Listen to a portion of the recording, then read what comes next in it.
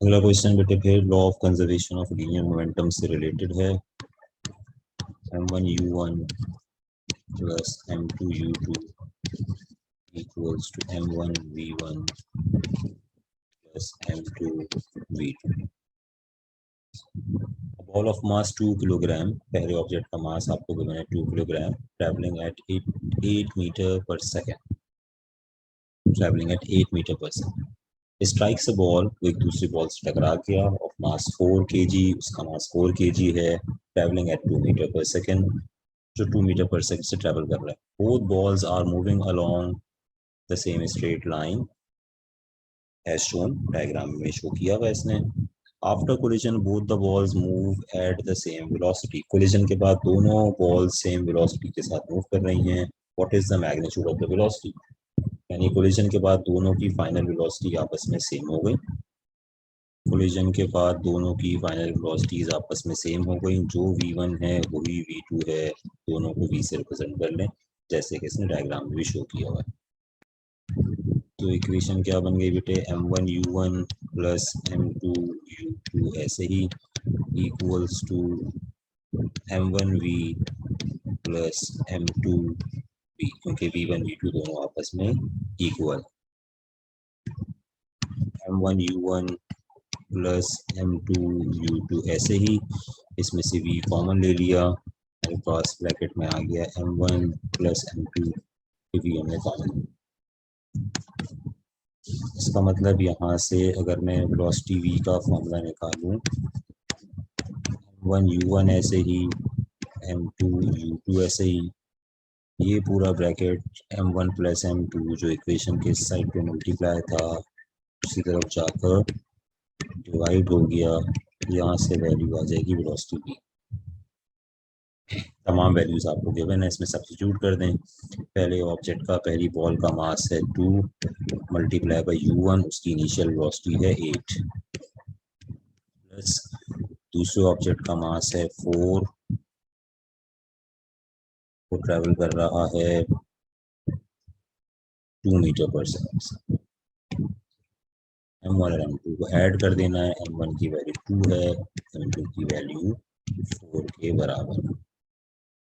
Solve कर लीजिए बेटा इनको, ये हो गया 2 8 16, ये हो गया 4 2 8 और यहाँ पर 6, यानी p की वैल्यू हो गई 24/6। सॉल्व करके यहाँ से v की वैल्यू आ गई 4 मीटर पर सेकेंड। तो आप ये काम भी कर सकते हैं कि ऐसा केस जिसमें दोनों वेलोसिटीज आपस में बराबर हो, यानी v1 v2 दोनों आपस में बराबर हो जाएं, सेम वेलोसिटी v के, ऐसी कंडीशन में आप ये फॉर्मूला भी डायरेक्ट याद कर सकते हैं।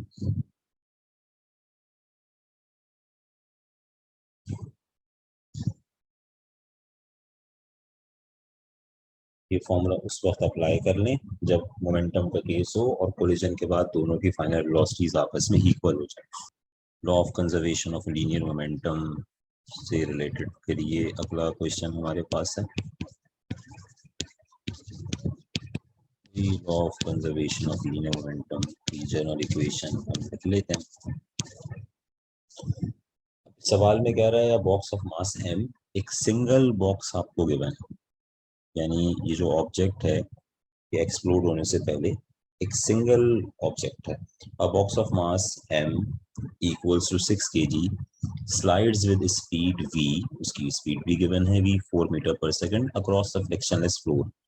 It suddenly explodes into pieces, pieces में ब्रेक हो गया। One piece with mass m1 2 kilogram moves in the same direction with speed v1 8 metre पर second, find the velocity of the second piece. यानी कह रहा है कि वो ब्लॉक दो पीसेस में ब्रेक हो गया, दो में से एक का मास आपको गिवन है, दूसरे का मास आपको नहीं बताया, लेकिन दूसरे की वेलोसिटी आपको मालूम करने को कह रहा है।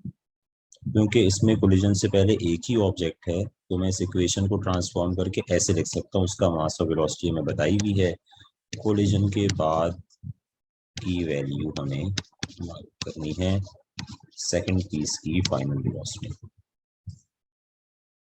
अब सिचुएशन कुछ ऐसी है कि कोलिजन से पहले हमारे पास एक ऑब्जेक्ट था जिसका मास m है, कि कोलिजन के पास दो पीसेस में ब्रेक हो गया।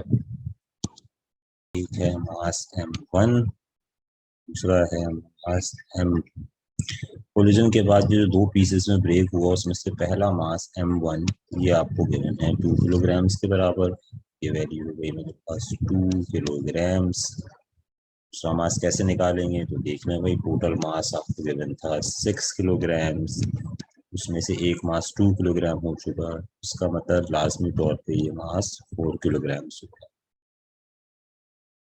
इसकी ये वैल्यूज यहाँ पुट करवा दीजिए।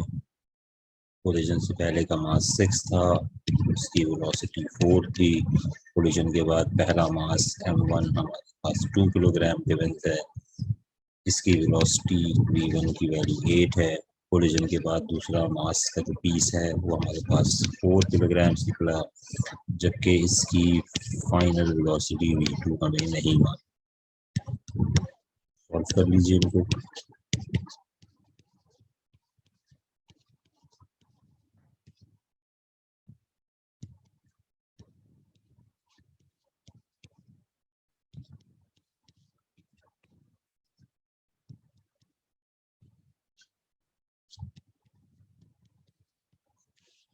v2 की वैल्यू आ गई हमारे पास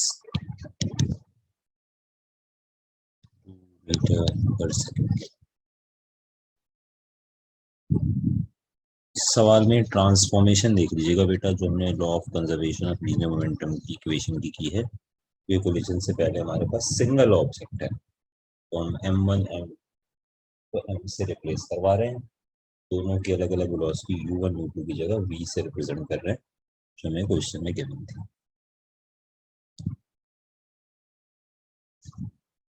law of conservation of linear momentum से रिलेटेड अगला क्वेश्चन।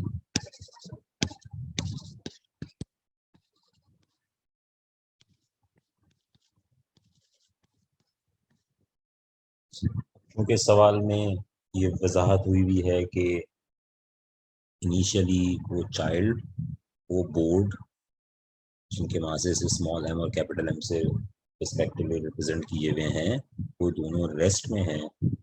इसका मतलब u1 u2 दोनों जीरो हैं। u1 u2 दोनों जीरो होने का मतलब इक्वेशन की जो पूरी लेफ्ट हैंड साइड है उसकी वैल्यू हमारे पास आ गई जीरो के बराबर। जो फर्स्ट मास है, चाइल्ड का मास है, उसको m1 में से नहीं बल्कि ये स्मॉल m से रिप्रेजेंट कर रहा है। जो चाइल्ड की वॉक करने वाली वेलोसिटी है उसको स्मॉल v से रिप्रेजेंट कर रहा है। जो बोर्ड का मास है उसको कैपिटल M से रिप्रेजेंट कर रहा है। उसकी वेलोसिटी, फाइनल वेलोसिटी हमें मालूम करनी है, उसको मैं कैपिटल V से रिप्रेजेंट कर देता हूँ।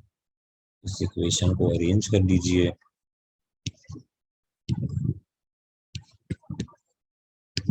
वेलोसिटी ऑफ द बोर्ड जिसको कैपिटल V से रिप्रेजेंट कर रहे हैं वो आपको पता चल जाएगा।